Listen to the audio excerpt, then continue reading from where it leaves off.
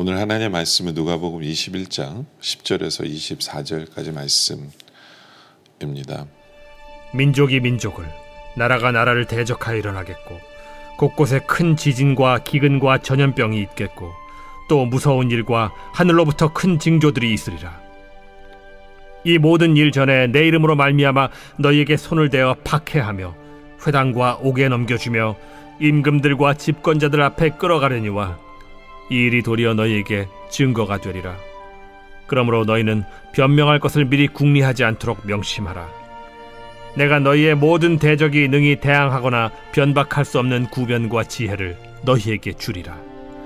심지어 부모와 형제와 친척과 벗이 너희를 넘겨주어 너희 중에 며칠 죽이게 하겠고 또 너희가 내 이름으로 말미암아 모든 사람에게 미움을 받을 것이나 너희 머리털 하나도 상하지 아니하리라. 너희의 인내로 너희 영혼을 얻으리라. 너희가 예루살렘이 군대들에게 에워싸이는 것을 보거든 그 멸망이 가까운 줄을 알라. 그때 유대에 있는 자들은 산으로 도망갈 것이며 성내에 있는 자들은 나갈 것이며 초원에 있는 자들은 그리로 들어가지 말지어다. 이날들은 기록된 모든 것을 이루는 징벌의 날이니라. 그날에는 아이 벤 자들과 젖 먹이는 자들에게 화가 있으리니 이는 땅에 큰 환난과 이 백성에게 진노가 있겠음이로다. 그들이 칼날에 죽임을 당하며 모든 이방에 사로잡혀 가겠고 예루살렘은 이방인의 때가 차기까지 이방인들에게 밟히리라. 10절에 보면 또 이르시되 민족이 민족을, 나라가 나라를 대적하여 일어나겠고, 요즘에 그 우크라이나 전쟁을 보면서 그런 생각이 듭니다. 나라와 나라가 서로 대적하며 일어나는 모습이죠. 그래서 수많은 사람들이 죽습니다. 수많은 사람들이 죽죠. 이 말씀이 생각이 나고, 또 11절에 곳곳에 큰 지진과 기근과 전염병이 있겠고 또 무서운 일과 하늘로부터 큰 징조가 있으리라. 전염병, 코비드 같은 경우에 그것 때문에 또 수많은 사람들이 죽죠. 그들의 죽음을 보면서 그런 생각을 하게 됩니다. 어떻게 보면 참 의미 없는 죽음이다라는 거예요. 전혀 죽음에 대해서 준비되어지지 않은 상황 속에서 폭탄이 터지고 병에 걸리고 그래서 갑자기 죽게 되어지는 것. 물론 그런 죽음을 맞이하는 사람에게 있어서 의미 없는 죽음이라 얘기하면 상처받을지도 몰라요. 근데 이제 의미 있는 죽음이 뭔가를 생각해 본다면 이해할 것입니다. 그렇게 뜻없이 의미 없이 죽는 죽음이 있는가 하면 12절에 보면 이 모든 일 전에 내 이름으로 말미암아 너에게 손을 대어 박해하며 회당의 옥에 넘겨주며 임금들과 집권자들 앞에 끌어가려니와. 그러니까 바로 이것이 의미 있는 죽음이다라고 볼 수 있어요. 그건 뭐냐면 내 이름으로, 예수님의 이름으로 박해를 받고 예수님의 이름으로 순교를 맞이하는 것. 그것이 진정한 의미 있는 죽음이다 라고 볼 수 있겠죠. 왜요? 예수님 때문에 순교하는 그 죽음은 죽음 후에는 영원히 살거든요. 근데 영원히 그 사람에게는 순교자라는 그 놀라운 그 상급의 타이틀이 붙게 되죠. 그게 진정으로 의미 있는 죽음이 되겠죠. 그렇죠? 계속해서 그 14절에도 보면 그러므로 너희는 변명할 것을 미리 궁리하지 않도록 명심하라. 내가 너희의 모든 대적이 능히 대항하거나 변박할 수 없는 구변과 진리를 너희에게 주리라. 그렇죠? 의미 있는 죽음이 왜 또 이 의미 있는 죽음이냐면 이들이 죽을 거예요. 그래서 잡혀갑니다. 잡혀가요. 이제 그들이 캐묻겠죠. 넌 예수를 믿는 사람이냐? 넌 예수를 믿을 것이냐? 예. 주님을 모르는 자들 앞에 잡혀가요. 근데 하나님께서 주신 이들에게 구변과 지혜를 주신다고 그러겠죠. 우리가 착각하지 말아야 되는 게 뭐냐면 풀려날 수 있는 지혜가 아니에요. 풀려날 수 있는 지혜가 아니에요. 이들은 죽기 전에 또 이들에게 주님께서 주신 구변과 지혜로 복음을 제대로 증거할 수 있는 기회가 주어지는 거죠. 그렇죠? 이게 의미 있는 죽음이에요. 의미 있는 죽음. 정말 죽기 전에 복음을 전하고, 죽기 전에 예수님이 누구신가에 대해서 전하고, 예. 죽기 전에 나의 신앙을 발표하고, 죽기 전에 정말 하나님이 얼마나 놀라우신 분인가를 간증하고 하나님의 영광을 드러내는 그 기회를 얻는 것. 이게 진짜 뜻있는 죽음이죠. 그렇죠? 아무 말도 못하고 갑자기 폭탄이 터져서 그냥 거기에 깔려 죽는 죽음은 의미 없다는 뜻이 바로 그거예요. 물론 그 인생에 의미가 없다는 얘기는 아니에요. 그 인생에 의미가 없다는 얘기는 아니에요. 예, 그분이 예수 믿는 사람으로서 죽음은, 성도의 죽음은 귀한 거예요. 근데 더 귀한 게 있다는 거죠. 더 귀한 게. 그 뭐냐면 주님의 이름으로, 주님의 이름 때문에 죽는 것.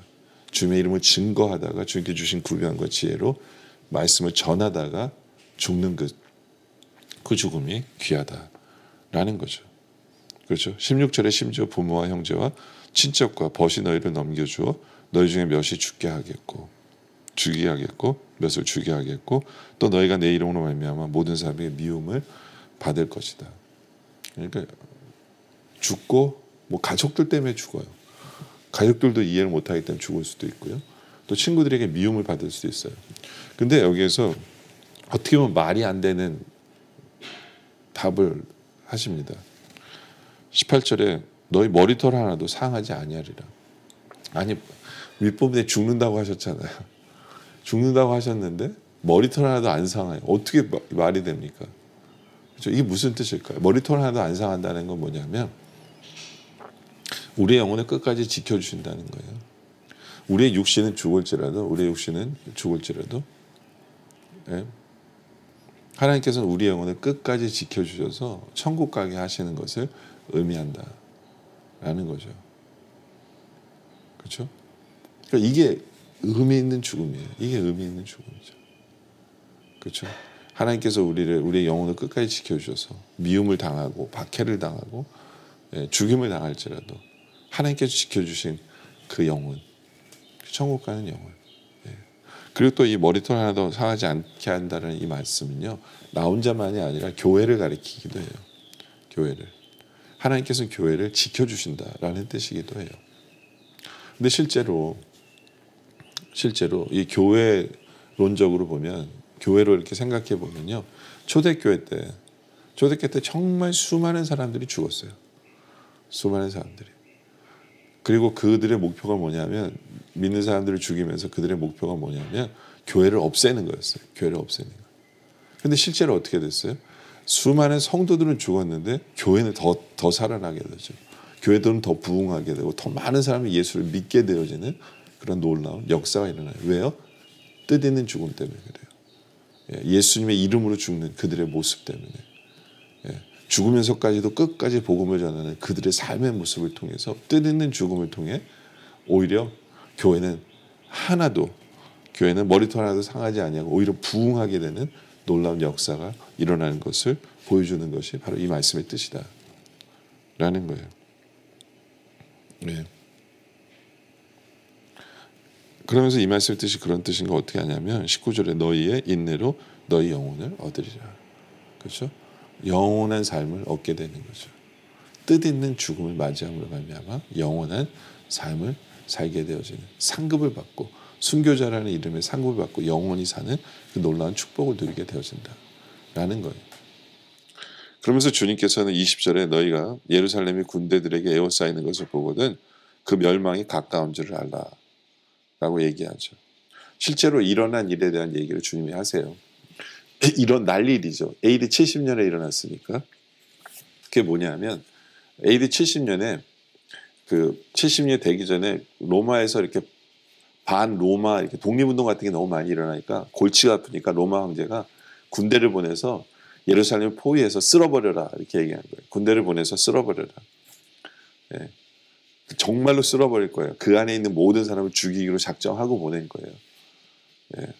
그런데 그것을 보거든 멸망의 날이 가까운 줄 알라는 거예요. 예루살렘의 멸망의 날이 가까운 줄 알아라. 그러면서 21절에 그때 유대에 있는 자들은 산으로 도망할 것이며 성내에 있는 자는 나가서 촌에 있는 자는 그리로 들어가지 말지니라. 예루살렘에서 다 벗어나고 산으로 도망하래요. 근데 포위했는데 어떻게 벗어나요? 근데 이 말씀을 기억한 사람은 다 살았어요. 왜냐하면 로마가 포위했거든요. 그러니까 이때구나를 알았을 거 아니에요. 말씀을 아는 사람은. 근데 갑자기 황제가 병을 얻어서 포위를 잠시 풀었던 적이 있어요. 그때였거든요. 그때 도망한 사람은 다 살았어요. 도망하지 않은 모든 사람은 유대인들 다 죽었죠. 그렇죠. 이때 성전도 다 파괴가 되고 다 했거든요. 그러니까 말씀을 기억한 자는 살았다는 거예요. 제가 무슨 말씀을 드리고 싶으냐면 의미 있는 죽음을 죽어야지 의미 없는 죽음을 죽지 않게 하시기 위해서 이 말씀을 주신 거예요. 이 당시에는 AD 70년에는 예수님 때문에 죽인 게 아니에요. 예수님 때문에 뭐 독립과 뭐 이런 것 때문에 어떤 면에서는 하나님 나라가 아니라 이 땅의 나라를 위해서 죽는 죽음이었어요. 의미 있는 죽음이 아니라 의미 없는 죽음을 당할까 봐 주님께서는 의미 있는 죽음을 죽으라고 사는 답을 주신 거거든요. 그렇죠? 그러니까 아무리 종말의 때가 가까울지라도 우리가 말씀에 귀를 기울이면 의미 있는 죽음을 죽을 수 있다라는 거예요.